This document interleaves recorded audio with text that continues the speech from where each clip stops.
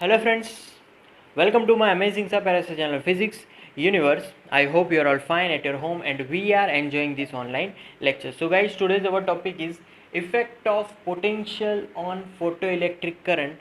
तो हमने last time इसका ऑब्जर्वेशन देखा था. ऑब्जर्वेशंस में एक पर्टिकुलर लाइट रे एक फोटो इलेक्ट्रिक सरफेस पे इंसिडेंट हो रही थी. Due to the energy of that light वो जो सरफेस थी उसमें से इलेक्ट्रॉन्स एमिट हो रहे थे and that emitted electrons are going towards the anode.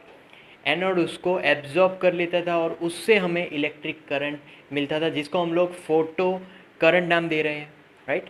तो यहाँ पर जो पोटेंशियल है, पोटेंशियल का फोटो इलेक्ट्रिक करंट पे क्या इफेक्ट आएगा उसको मैं यहाँ पर एक ग्राफ से ड्रॉ करने वाला हूँ. And this graph is photo electric current versus potential, right. तो photo electric current versus potential. Potential आप देख सकते हो यहाँ पर राइट हैंड साइड और लेफ्ट हैंड साइड दोनों में ही है, क्योंकि पोटेंशियल हम दोनों डायरेक्शन में चेंज कर रहे हैं. पोटेंशियल को हम लोग रिवर्स करते हैं यहाँ पर, ओके.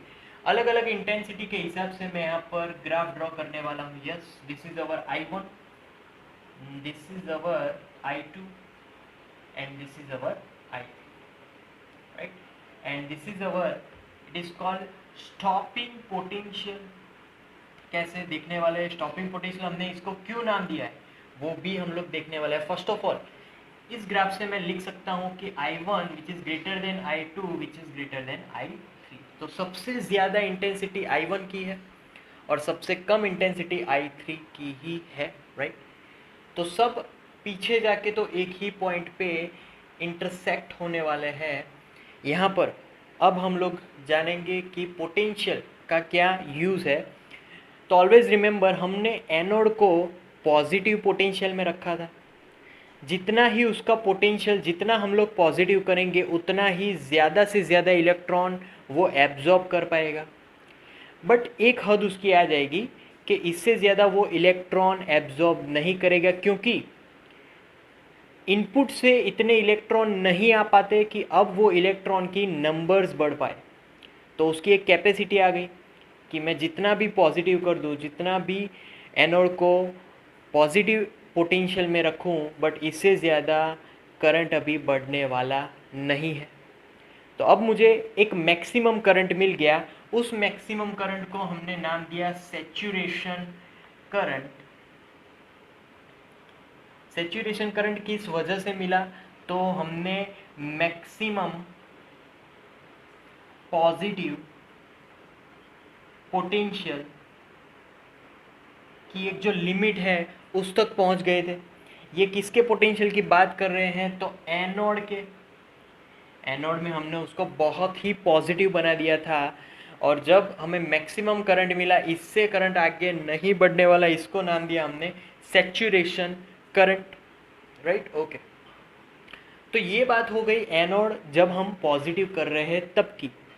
बट अगर हम लोग किसी तरीके से वही प्लेट को अगर नेगेटिव टर्मिनल दे, नेगेटिव टर्मिनल जैसे ही देना स्टार्ट करेंगे, वैसे मान लो कि हमारे पास एक रे है जिसकी इंटेंसिटी मैक्सिमम है, तो उसको नेगेटिव पोटेंशियल देना स्टार्ट किया, तो वैसे वो डाउन होते होते फिर हम लोग नेगेटिव पे ले गए. तो क्या हो रहा है यहाँ पर, बेसिकली जो भी फोटो इलेक्ट्रिक करंट है वो डिक्रीज़ हो रहा है.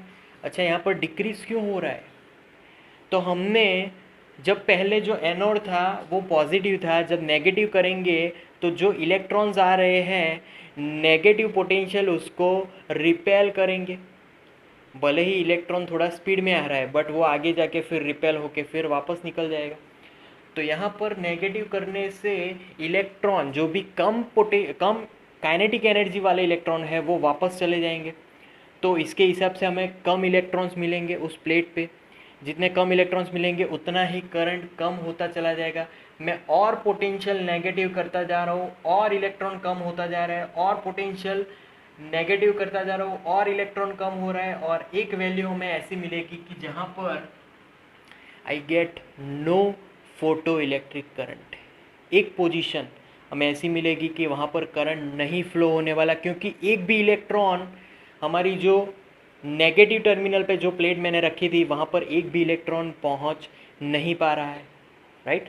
सिमिलरली दूसरी इंटेंसिटी, भले इसकी इंटेंसिटी उससे कम है बट फिर भी पोटेंशियल को हम लोग नेगेटिव करते जा रहे हैं, इलेक्ट्रॉन भी कम होता जाएगा, उसकी वजह से फोटो इलेक्ट्रिक करंट भी कम होगा और फिर वो लास्ट उसी पॉइंट पे आके रुक जाएगा।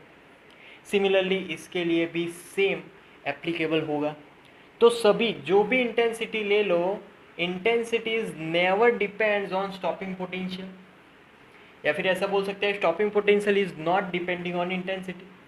सो यहाँ पर मैं लिख सकता हूँ स्टॉपिंग पोटेंशियल। स्टॉपिंग पोटेंशियल क्यों नाम दिया अभी ये भी समझेंगे। Stopping potential is not depending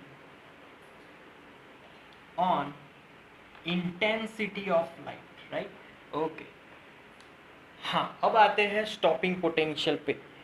okay, तो यहाँ पर मैंने अब वो जो मेरे पास प्लेट थी उसको बहुत ज़्यादा नेगेटिव बना दिया, बट फिर भी कुछ ऐसे इलेक्ट्रॉन होंगे जिसकी काइनेटिक एनर्जी बहुत ही ज़्यादा होगी, वो तो आगे निकल कर पहुँच पाएंगे, बट और मैं नेगेटिव बनाऊंगा तो एक लिमिट ऐसी मिलेगी कि जिसमें वो सबसे ज़्यादा मैक्सिमम काइनेटिक एनर्जी वाला इलेक्ट्रॉन भी यहाँ पर नहीं पहुँच पाएगा, वो थोड़े डिस्टेंस के बाद रिपेल होके निकल जाएगा। सो दैट स्टॉपिंग पोटेंशियल कब मिलेगा, तो जब हमें मैक्सिमम काइनेटिक एनर्जी वाली इलेक्ट्रॉन वापस जा रही है तब मिलेगा। So K maximum is equal to EV0। Stopping potential जितना ज़्यादा होगा उतना भी ये ज़्यादा होगा, या फिर उल्टा भी बोल सकते हैं कि एक इलेक्ट्रॉन जो था जिसकी सबसे ज़्यादा काइनेटिक एनर्जी थी वो भी वहाँ तक नहीं पहुँच पा रहा, तो हम लोग ऐसा बोल सकते हैं कि उसी के पास सबसे ज़्यादा काइनेटिक एनर्जी थी और उसको रोकने के लिए इतनी एनर्जी, इतना स्टॉपिंग पोटेंशियल मैं यहाँ पर अप्लाई कर रहा हूँ कि जिससे वो इलेक्ट्रॉन भी यहाँ तक नहीं पहुँच पा रहा है। सो ये उसकी बेसिकली फॉर्मूला होगी, राइट।